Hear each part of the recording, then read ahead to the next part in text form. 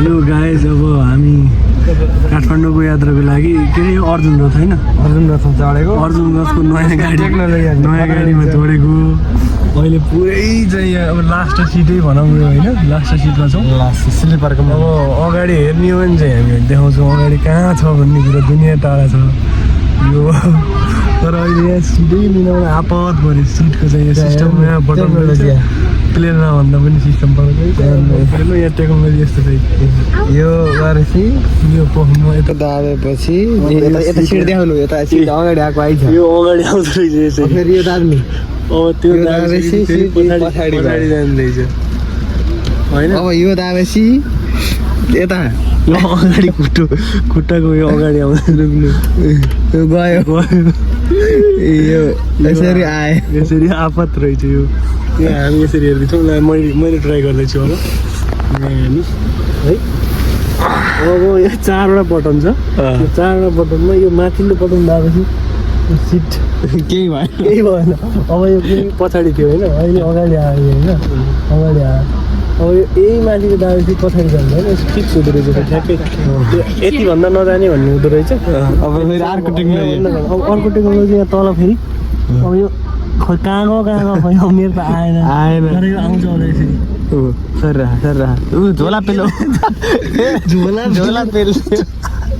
झोला उदुन्दै यहाँ अब यस्तो रहेछ होइन माथि यो बटनले त्यो आयो है यता बटन देखा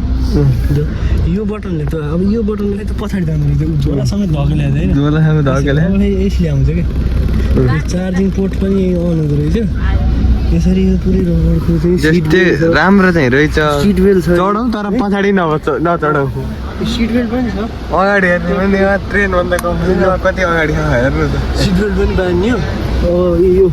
पिलो पनि छ फेरि यताको पिलो भयो होइन यो पनि छ तर गाडी कम्फर्टेबल छ होइन यो अर्जुन रथले राम्रो चाहिँ एउटा गाडी हालेको रहेछ नाइटमा होइन आज हामी पऱ्यौँ यसमा यसको सिस्टम बुझ्न पनि हामीलाई एकछिन लाग्यो धेरै त लागेन तर बुझ्दा बुझ्दै पनि त्यो फेरि अगाडिबाट कन्ट्रोल हुँदो रहेछ अगाडिको कन्ट्रोल सिस्टम अन गरिसकेपछि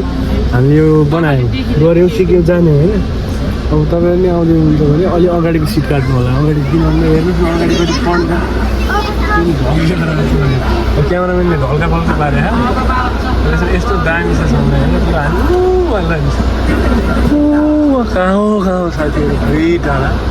आपत छ यसरी सिट पाइएन काटियो यो उल्टो बनाइसक्यो यसले यसरी मासुहरू छ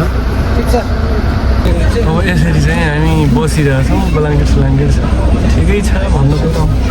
धेरै टाढो छैन दिवाल पछाडिको दिवाल नि छ यहाँ माथि पनि मान्छे हुनुहुन्छ स्लिपर दुईवटा स्लिपरमा पनि मान्छे हुनुहुन्छ स्लिपर पनि काट्न मिल्छ माथि बाल्कनीमा जान मिल्दो रहेछ सिस्टम त गजब रहेछ नि ल यसरी हामी यात्रामा आयौँ काठमाडौँ है त